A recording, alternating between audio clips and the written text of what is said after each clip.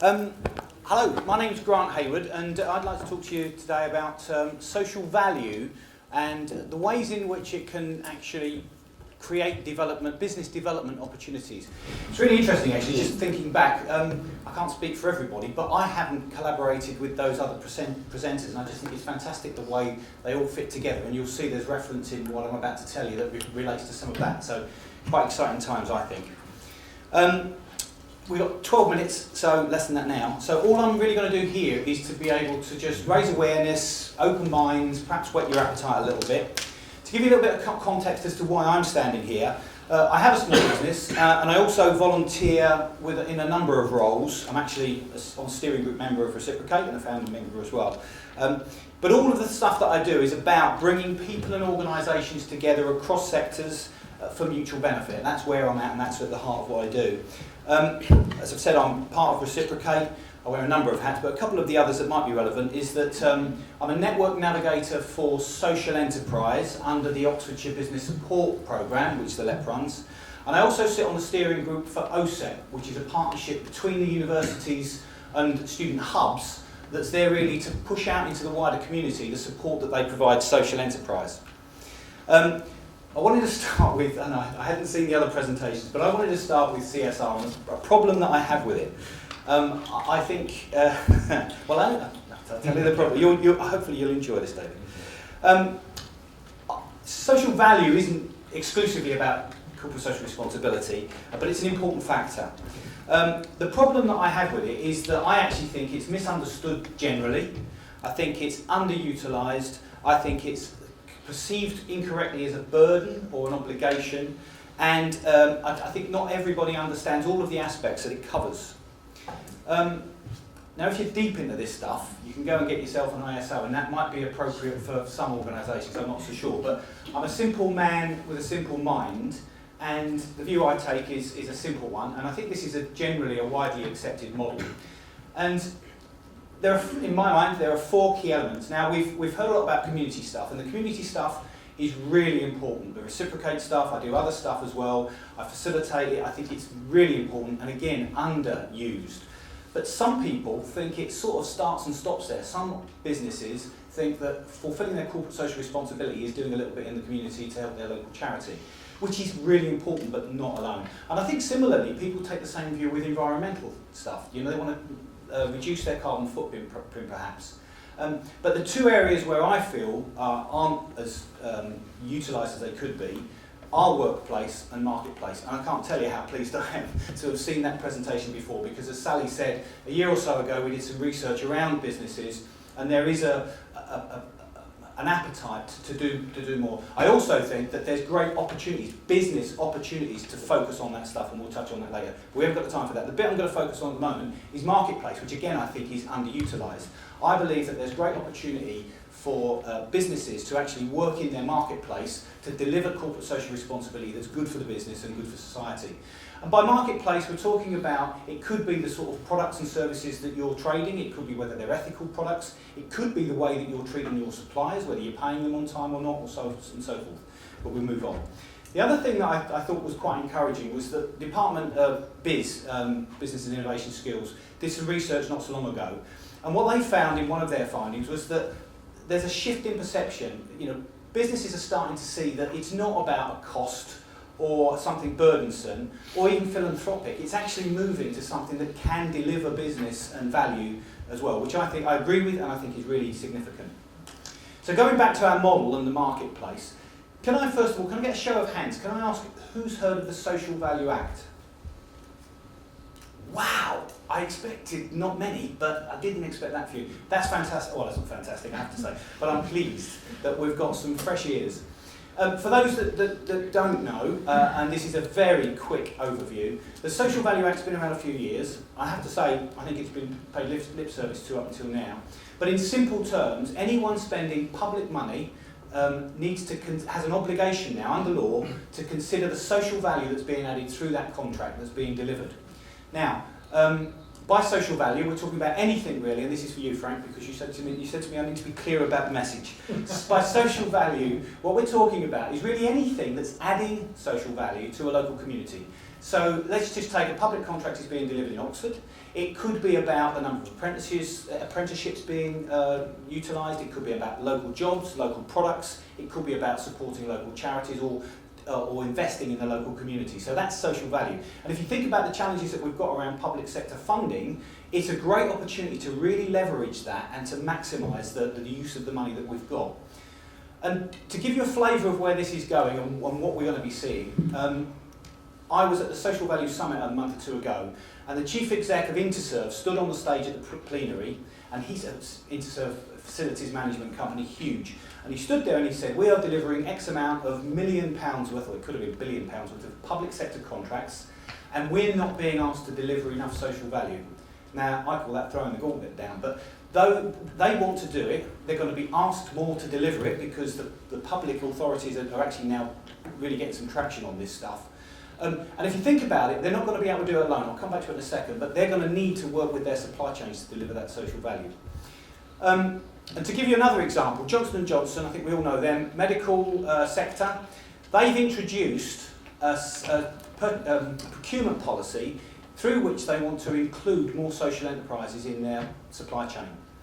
And the logic is quite simple. They want to go up to someone like National Health, say, and they want to say to National Health, look, as well as delivering these fantastic products and services to you, by doing that, by you spending your money with us, look at all this social value that's being added through this public money that you're spending.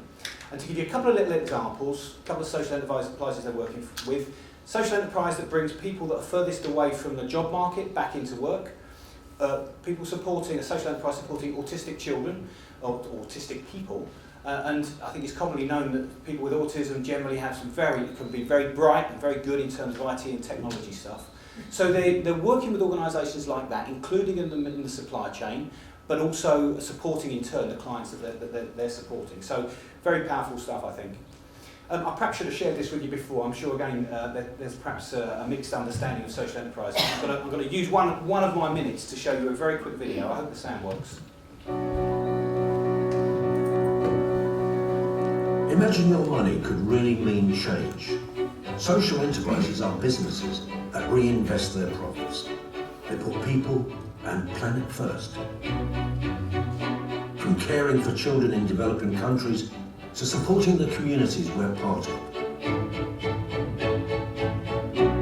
Buying from social enterprises takes your spending much further. What we buy can educate, nurture and empower, providing solutions to some of the world's greatest challenges. Whether it's reducing food waste, supplying clean, safe water, producing affordable green energy, or getting people back into employment. At work or at play, there is a social enterprise for just about everything. There are more than 70,000 in the UK, led and supported by inspiring people all over the country, including some familiar faces. Join the revolution, buy social, and unleash your spending power. Well, there you have it. That gives you a quick overview of social enterprise. Basically, business for good, all profits put back into the business. As far as the work we're doing locally is concerned, we're working very closely with Social Enterprise UK, national organisations supporting and encouraging social enterprise, responsible for that previous initiative. They've also got another initiative called their Place Initiative, and what they've done is they've gone across the country and they've identified hotspots of social enterprise, and we're very proud to have been achieved the accolade of being we have achieved the accolade of being the first social enterprise county. So Oxfordshire is the first social enterprise county. You may have seen some stuff in the press, the Prime Minister's commented on it, there's all sorts of stuff. But importantly here, there is a good and growing number of social enterprises, and I think from business point of view, good opportunity for businesses as well. Now, that's all very well, but you might say, I'm assuming you're from business. If you're from business, you might say, well, that's all great, but what has it got to do with my business? And I fully understand that. You probably will relate to this as well, I think. That stood me in good stead over the years. And I think there's no doubt about it. We're all focused on fighting fires, or in this case, fighting battles. We're very focused on the problems that we've got and the challenges, and we don't often have the time to step back and look to the side or look over our shoulder, where we might find the answer to the solution to some of the problems that we've got. I just ask you to put that in the back of your mind. And going back, this has been covered actually, but going back, it's around the corporate social responsibility. Increasingly, businesses want to deal with customers want to deal with businesses that are acting responsibly. They're becoming increasingly discerning, and we need to differentiate ourselves as businesses. And we've already heard, how difficult it is to get the right sort of quality of staff, to attract them and retain them, and doing the well-being stuff is really important to that as well. And doing good for business is important. And we're also seeing that investors now are not just as focused on the money that they're earning out of their investment. They actually want to make sure that their money is going into the right places. So from a business point of view, it's important to take it seriously. And actually, interestingly, picking up on Deb's carrot and stick thing, it's the same for the way we treat our local community. As directors, we've got responsibility for it. So in terms of you and your business, I would just say, look for the opportunities. There are plenty out there, and I think look for synergies as well. That no matter what business you are, there will be synergies that you can find that will help you deliver more of this social value. Just up the road, literally up the road, Oxford Computer Consultants. They are a tech company, very successful. They're involved in the health and social care sector, and they've actually decided to set up a social enterprise. Now, I'm not suggesting you should do that. I mean, you could do, but they've set up a social enterprise that's focused on the isolated and the lonely, and the profits from that business is going to be put back in. And if you want some partnerships, they're looking to engage with local businesses to get staff involved as well. I mentioned Social Enterprise UK. On Monday I was privileged to be at Downing Street for the launch of a new campaign. In fact, business and the community are behind this as well. So the Buy Social campaign has taken up a new level now. There's a corporate challenge, and some of the names I mentioned before, plus others, have pledged to spend £1 billion by 2020 with social enterprises. Now, social enterprises are one way to deliver social value, but I think even ordinary mainline businesses can deliver social value and be seen to be delivering social value. And going back to that point I made before, those bigger players are going to be looking to their people, those in their supply chain, to be helping them deliver those things. And just a final opportunity, I think imminently, led by the City Council, there's a bid going into Europe for some serious funding to set up some initiatives to get SMEs working with local community organisations to be able to deliver more social value. So watch out for that one. I hope I gave you a bit of a flavour, and we got through without being stopped. So I'm around. Anyone got any questions, please let me know. Thanks very much.